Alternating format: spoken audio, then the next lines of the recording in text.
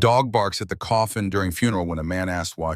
The priest gets nervous, and the late afternoon sky hung heavy with gray clouds as the townspeople gathered inside the old village church, their breaths forming faint wisps in the cold air.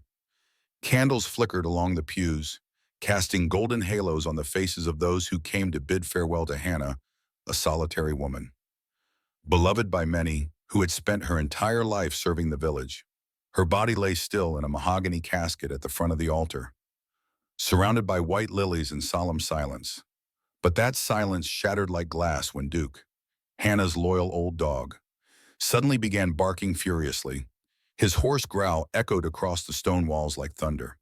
He stood rigid beside the casket, hackles raised, eyes locked onto a single point near the head of the coffin, an odd, barely noticeable scratch in the varnish that seemed to hold some meaning only Duke could understand. "Someone get that dog out of here," Father Michael snapped, his voice strained. Two men rushed forward, but Duke refused to move. He growled low, circling the casket, sniffing, whining, then barking louder, as if demanding someone pay attention. When one of the men reached for his collar, Duke jerked back and let out a deep, guttural snarl among the mourners. One man stood still, watching with intense eyes. David, a recent arrival to the village, was a quiet man few knew much about. He lived alone in a small cabin at the edge of the woods. What they didn't know was that years ago, Hannah had found him near death after a motorcycle accident in the mountains. She had taken him in, fed him, and nursed him back to life. Back then, Duke was just a trembling puppy curled up in Hannah's arms. Now, that same dog was staring at something no one else could see. David stepped forward, kneeled beside Duke, and whispered, "What are you trying to tell me?" Old friend Duke stopped barking for a moment, locking eyes with David, as if he finally had someone who could understand. Then the dog sniffed around the base of the casket and let out a sharp yelp. Recoiling, David leaned closer. A strong chemical odor hit his nose, formalin, far too much of it. It was unnatural. David had once volunteered with forensic teams. He knew how bodies were prepared, and this wasn't standard. He stood and turned to face Father Michael. "You said Hannah died peacefully in her sleep." "Yes," Father Michael replied, clearing his throat. "I found her myself, and why were you the first person there?" David pressed. "She lived alone. She hadn't shown up for Sunday Mass. I went to check on her. Logical on the surface. But David noticed the priest was sweating. His hands trembled ever so slightly. His eyes refused to meet the casket. Whispers began to ripple through the crowd. Then, a frail housemaid stumbled backward. Dropping her bag, something fell out, a small silver brooch, in the shape of a clover with a single ruby at its center. David picked it up, his breath catching. Hannah wore that brooch every Sunday. She once told him it had belonged to her mother, and she never took it off. So why was it here? Falling from the maid's pocket. "Did you visit Hannah the night she died?" David asked. The maid paled. "No. I only came after I heard," but her eyes darted, her voice cracked. Duke growled again, unable to watch the farce any longer. David grabbed Duke's leash and walked out, pushing past murmuring villagers. On his way home, he passed the old tea shop where Hannah used to sit every afternoon. Outside, two elderly women sat whispering. "She said she was going to change her will last week." "Didn't she?" one muttered. "Said she wanted to leave everything to the village charity." David paused. He felt a chill crawl down his spine. Why hadn't she? At Hannah's house now. Dusty and silent, Duke ran straight to the study. He began scratching at the corner of the floorboards. David knelt down and tapped gently on the old wood. One panel sounded hollow. Using a pocket knife, he pried it up. Inside was a sealed envelope, wrapped in aging plastic. The handwriting on the outside read, "If someone finds this, it means I didn't live long enough to tell the truth." Inside was a letter from Hannah, written just one day before her death. She claimed she had discovered Father Michael embezzling church funds, transferring money meant for aid programs into hidden accounts. She planned to go public and to update her will to leave her entire estate to the village charity. But she feared the priest knew her intentions. And now she was dead. That night, David returned to the church. He found Father Michael alone, locking the side doors. "I want the casket open," David said. "Now, in front of everyone." "That's absurd," Michael snapped. "Why?" "What are you afraid of?" Murmurs spread as villagers began gathering. The housemaid Sarah suddenly screamed, I saw him inject her with something while she was still awake." I didn't say anything because I'm scared chaos erupted. Under mounting pressure, they opened the casket. A gasp rose from the crowd. On Hannah's neck was a faint purple bruise. On her forearm, a pinprick with slight swelling. A local doctor stepped forward. "That's not natural. That's an injection mark, high-dose sedative." David turned to confront Father Michael, but the priest was gone. His robe lay crumpled at the back of the altar. He had fled. The village buzzed with outrage. Police arrived the next morning. An investigation was opened, but the damage had been done. They buried Hannah again, this time with truth, not silence. David adopted Duke. At night, the old dog would sit on the porch of Hannah's home, staring toward the distant steeple of the church. His gaze no longer angry, just watchful, as if still guarding a truth the world wasn't ready to forget. The sun had barely risen when the first official car arrived, tires crunching over the gravel path outside the church. Yellow tape cordoned off the building, and officers from the State Investigative Bureau were already inside documenting every corner of the sanctuary where the peaceful illusion of Hannah's passing had unraveled. David stood just outside, Duke sitting loyally beside him, ears twitching at every noise. The air felt heavier today, as if the town itself was holding its breath. People walked by silently, casting glances of gratitude and suspicion in equal measure. Some nodded at David with a quiet kind of respect. Others avoided eye contact entirely. What he had uncovered had shifted something permanent, broken the spine of blind trust the village had built around Father Michael for decades. But David wasn't basking in vindication. Inside him was a gnawing tension, a feeling that something was still missing, unfinished. He hadn't slept, his mind replaying the final words of Hannah's letter again and again, especially the line she had underlined twice, "I fear he's not working alone." That sentence lodged itself in David's thoughts like a splinter. If true, then Father Michael's sudden disappearance wasn't the end of a cover-up. It was the start of something much deeper. Duke's ears perked up, and he let out a low growl. David turned to see a black SUV pull into the church's back lot. A woman stepped out, dressed in a dark green field coat with a federal badge clipped to her belt. Her steps were sharp, decisive. She didn't hesitate to make eye contact with David. "David Carr?" she asked. He nodded. "Agent Liza Harper. I'm with the Department of Internal Clerical Affairs." "Mind if I walk with you? You traveled all the way for this when a priest disappears overnight with a history of financial irregularities, and a community member's death looks more like a murder than anything else." "Yes, we travel." They walked in silence along the edge of the churchyard. Duke trotted beside them, tail low but eyes alert. "You were the one who found the hidden letter?" she asked. "And the injection mark. And the brooch that should never have left her side." David added. "You think Father Michael acted alone?" she asked. "No," David said flatly, and neither did Hannah. She was scared. She knew something was coming. She just didn't have time. Liza glanced at him, measuring his tone. "I want to show you something," David said. They headed to Hannah's house. The rooms were quiet, frozen in a kind of suspended life, as if Hannah had only stepped out for a moment and would return to warm the teapot. In the study, David pulled open the drawer Hannah had used as her personal archive. Letters, clippings, ledgers, all filed with meticulous care. But there was one folder labeled Parish all uppercase that caught Liza's attention. She opened it to find lists of donation records, cash transfers, and what appeared to be handwritten tallies that didn't match the church's public financial statements. She was tracking him. Liza murmured, "Look here," David pointed, showing a receipt for a bank transaction. He moved $5,000 a week before she died.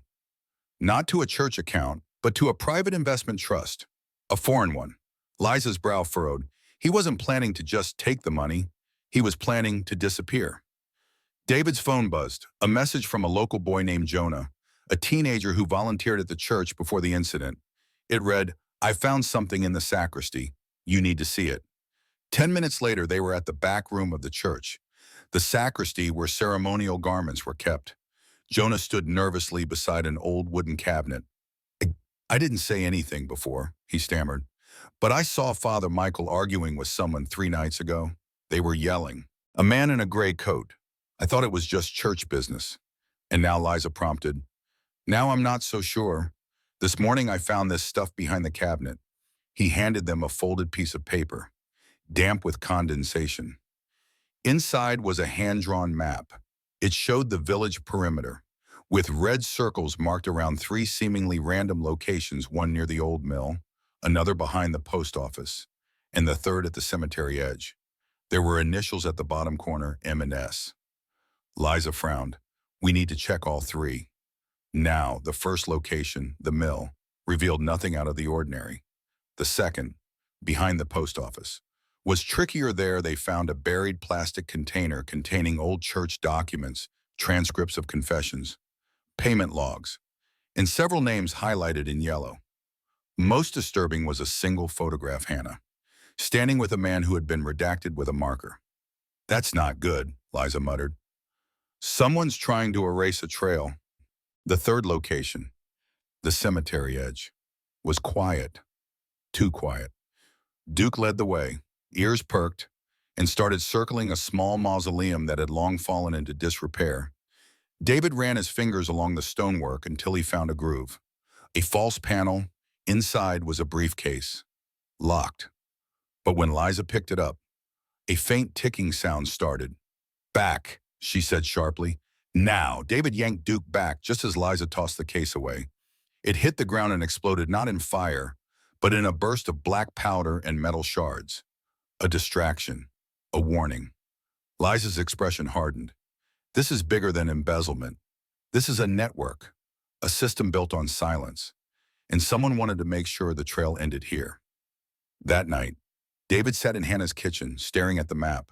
Duke lay beside him, finally resting. On the table was the untouched tea Hannah had never had the chance to make. Liza stood near the window, speaking quietly into her phone. Yes, we've recovered most of it, she said. No, not the ledger yet, but we have reason to believe there's a second set of documents. The woman knew too much. The dog wouldn't stop barking. That tells you something, doesn't it? David looked up. They'll come back, won't they? Liza met his eyes. They already have, somewhere out there. Father Michael wasn't alone, and the deeper they dug, the more it became clear Hannah hadn't just stumbled upon a financial scheme. She had uncovered something older, darker, and deeply rooted. And Duke, with his unshakable instinct, had been the first to know. The wind whispered through the village like an old ghost dragging chains behind it, rattling shutters and carrying with it the weight of names not meant to be remembered. In Hannah's kitchen, the scent of aged wood and dried lavender hung in the air, untouched by time or truth. David sat slouched at the table, his fingers moving across the map they had found earlier, tracing over the red circles, letting the ink press into his fingertips like a brand. Duke lay curled beneath him, silent but not asleep. His ears twitched every time the floor creaked or a tree branch tapped against the window. It had been 2 days since the false briefcase exploded behind the cemetery. Liza had driven straight to the regional field office that night, documents in hand, promising to come back with support, warrants, and maybe answers. But David knew better than to expect things quickly when it came to institutions. So he waited, he walked, he listened, and he returned again and again to the one place no one else seemed to want to examine, Hannah's cellar. The trapdoor creaked as he pulled it open, the heavy wooden plank groaning like something alive. A narrow staircase led into the darkness, and David's flashlight beam danced across jars of preserves, old books, and cobweb-covered shelves. Duke hesitated at the entrance, then followed, reluctantly, his paws silent on the dusty steps. David's light landed on a thick wooden chest, tucked beneath an old tarp in boxes marked winter clothing. He tugged it out, sneezing as the dust lifted like ash. The lock was rusted shut, but not complex. It gave after a few sharp twists of a screwdriver. Inside was a stack of ledgers, each wrapped in oilskin and dated in Hannah's neat handwriting. The most recent one was labeled simply Doubts. David flipped it open and began to read. The first pages were routine donation logs, event expenses, grocery bills. But further in, her handwriting grew more compressed, urgent. The margins filled with scribbled questions and initials circled in red. MG, SR, LA, FM, Father Michael. His name appeared repeatedly, usually linked to odd cash withdrawals, purchases of items not listed anywhere else, and the initials SR always nearby. But one entry froze David in place. June 2nd, Michael argued with SR again, heard them in the garden late, mentioned the vault, said she doesn't know we still have access. What vault could it be, real? David blinked, then flipped forward. June 9th. Michael changed the lock to the sacristy door. Won't let Jonah or Clara near it. Something's there. Need to act soon. He closed the book slowly. Vault. The word stuck in his mind like a stone in the shoe. Back upstairs. David pulled out his phone and called Jonah. The teenager answered on the second ring, his voice hoarse. Hey, Mr. Carr. Everything okay, Jonah? Has the sacristy door been opened since the police searched Num? They said there was nothing new to find. Why? Because we missed something, and meet me there in 15 and bring the crowbar you used for the nativity sets. It was just past midnight when David and Jonah stood in the sacristy. The church was cold, and the flickering candles near the altar gave it a haunted look. David pressed his ear against the floor while Duke sniffed methodically. Tail stiff and low. Try tapping, he said. Jonah knelt and began tapping the floorboards one by one.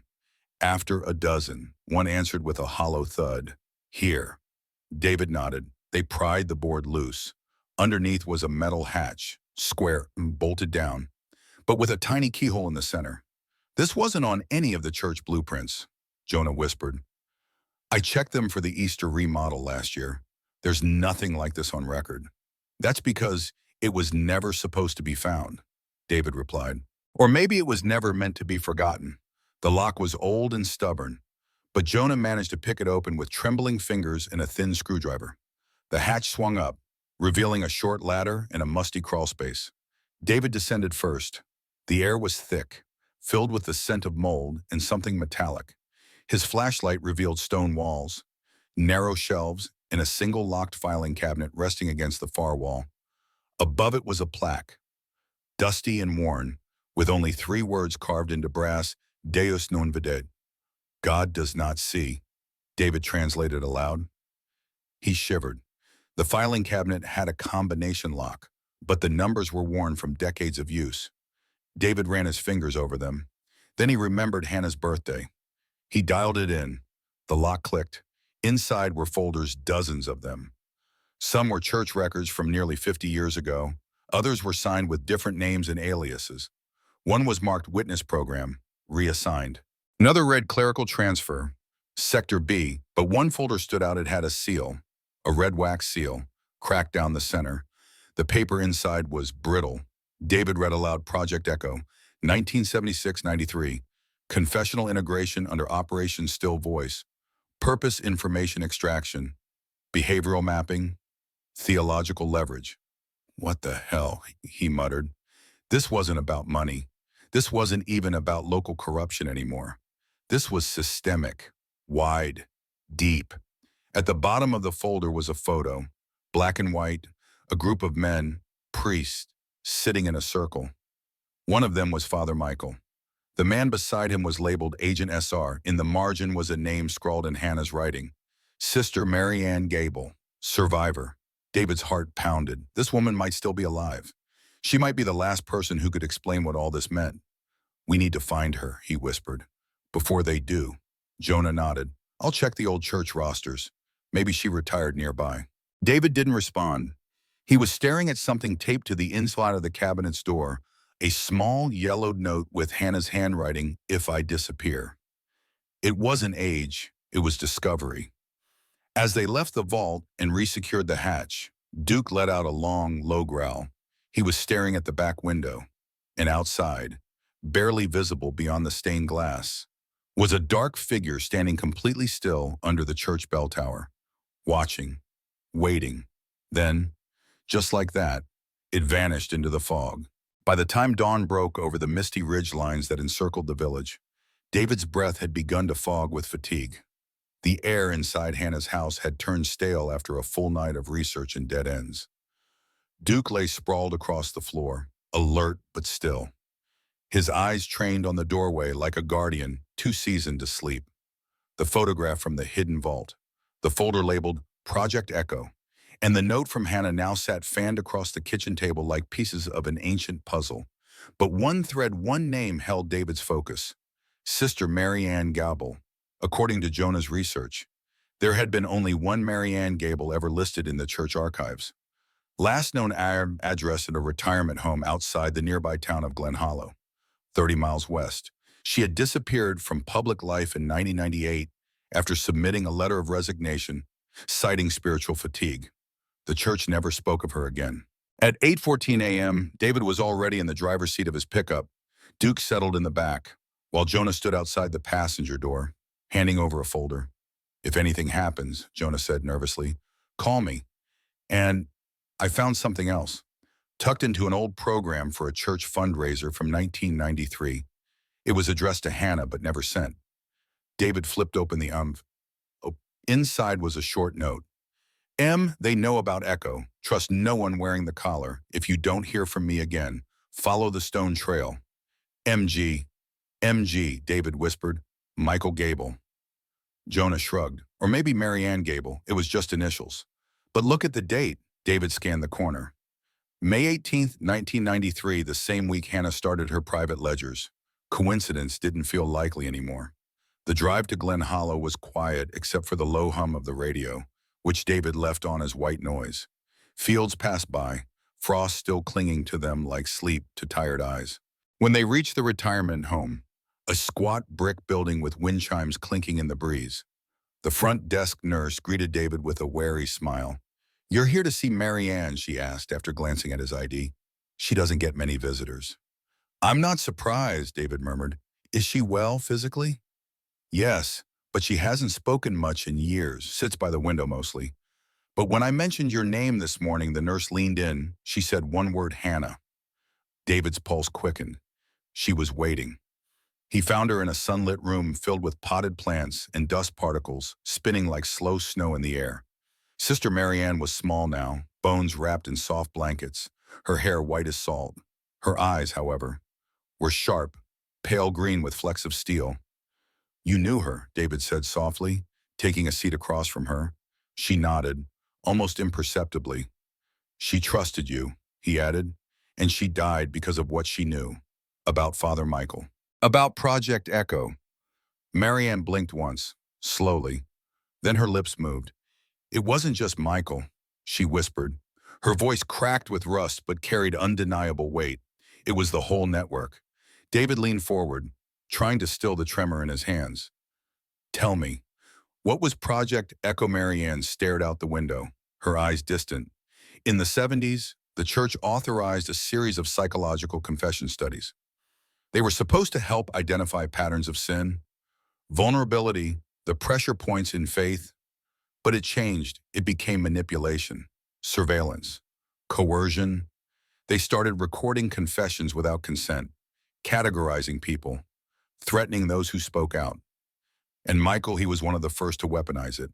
He realized that people confessed more out of fear than guilt. He used it to control, to blackmail. I tried to stop him. I filed reports. The next week, the convent I worked in burned down. I survived. But I left the church, changed my name, disappeared. But you kept in touch with Hannah." Mary Ann smiled faintly, a flicker of warmth through the storm. "She found me, brought me food, read to me. We shared information, slowly, carefully. I warned her not to push, but Hannah was never one to stay quiet." David pulled out the photograph. "This man, next to Michael. Is that you?" Mary Ann squinted, then nodded. "Back when I still believed I could fix things from inside." She touched the paper gently. "Michael wanted to revive Echo under new names: youth faith councils, parish insight forums. But it was the same poison. And Hannah, she had documents, a list, a copy of the vault index. If she found it again," David interrupted. "She did. We have it. Some of it. It was buried beneath the sacristy." Mary Ann's eyes widened for the first time. "Then you're in danger. I already know that." "No," she said. Firmer now, not like this. If they know you found the vault, they'll come for you not to question, but to erase. They don't leave trails. David took her hand gently. Then I need the rest. The list, the names. Marianne looked toward a bookcase in the corner. Red journal, second shelf, bottom. Bring it to me. David fetched it, blowing dust off its leather cover. Inside were pages written in slanted script names, dates, places, and a section marked Whistle Protocol. Hannah's name is here, he whispered, along with three others, Clara, Jonah's mother, and someone named R.A. Richard Allister, Marianne said, an accountant. He managed the money side of Echo, disappeared in 2004, presumed dead. But I never believed it. We need to find him. Marianne closed her eyes. If he's still alive, he's the only one who can expose the offshore accounts. Hannah tried. She nearly succeeded, but she trusted someone who betrayed her. Do you know who Marianne opened her eyes again? Only that the betrayal came from inside. David stood, heart hammering. Thank you, sister. As he turned to leave, she added, tell Jonah to hide.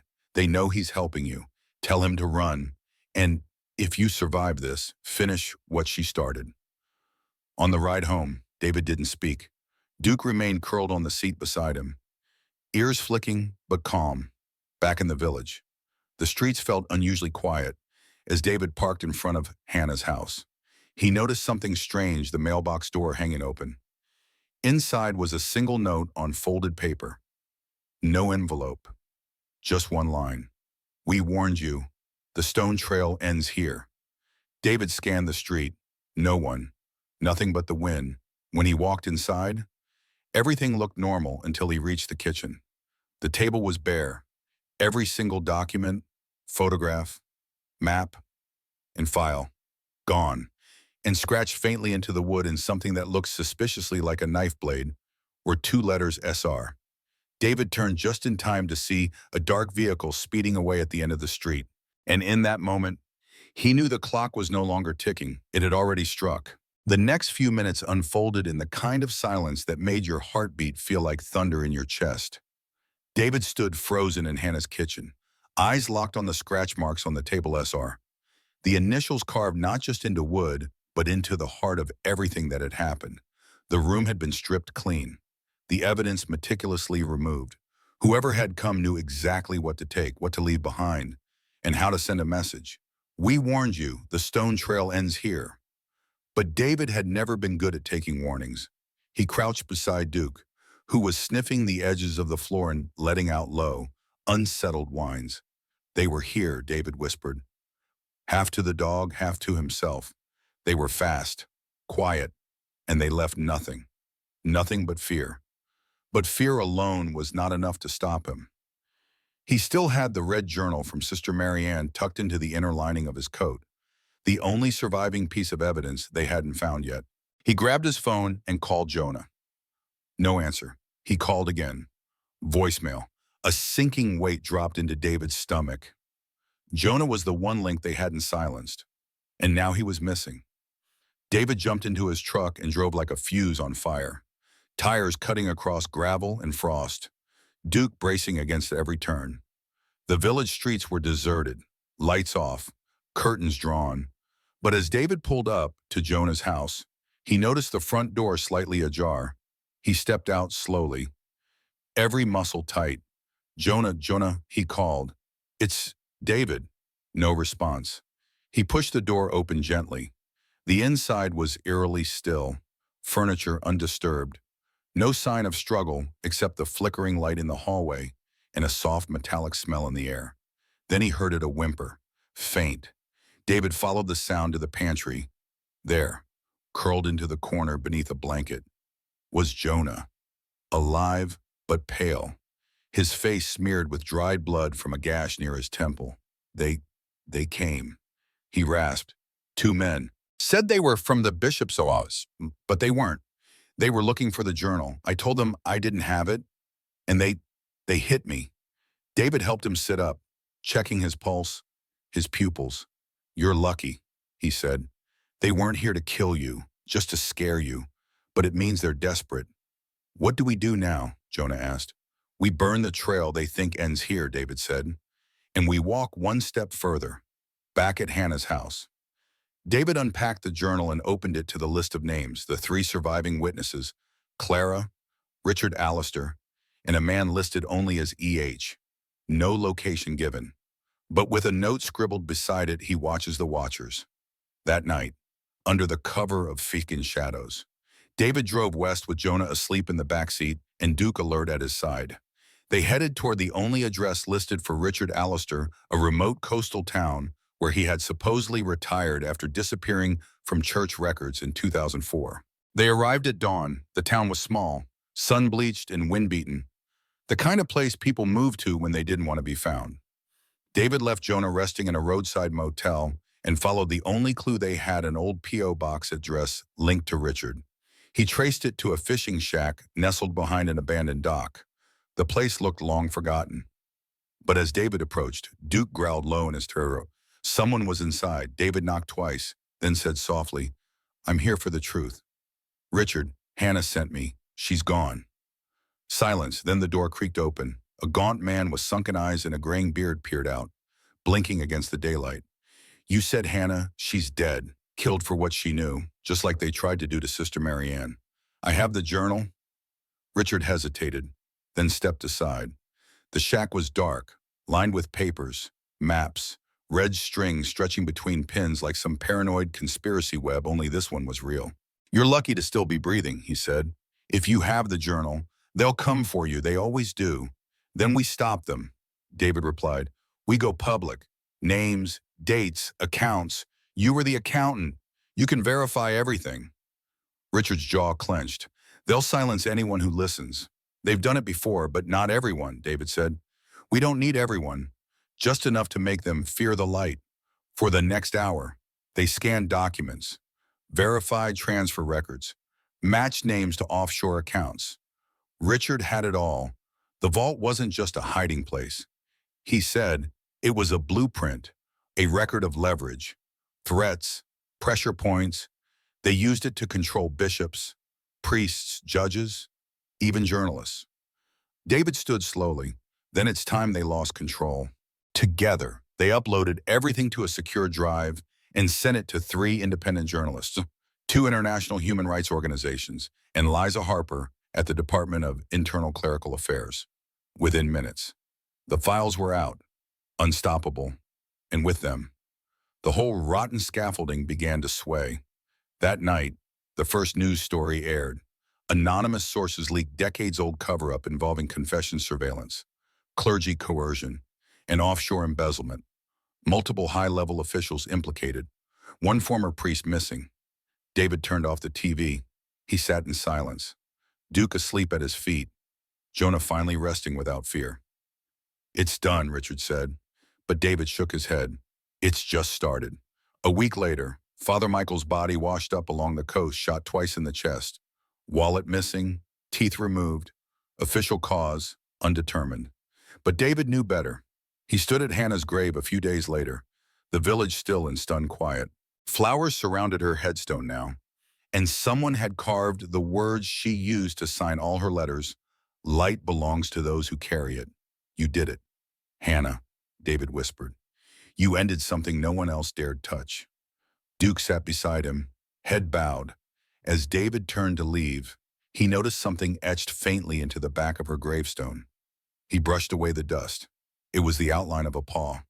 And next to it, in barely legible script, "He never stopped barking." Even when no one listened, David smiled, tears threatening his eyes. "Good boy," he said, running his fingers through Duke's fur. "You started all of this, and with that." They walked home man and dog, not as heroes, not as martyrs, but as witnesses to a truth that had almost been buried. Almost, but not quite. Because sometimes, the trail doesn't end where they say it does. Sometimes, it begins where a dog barks and a man listens.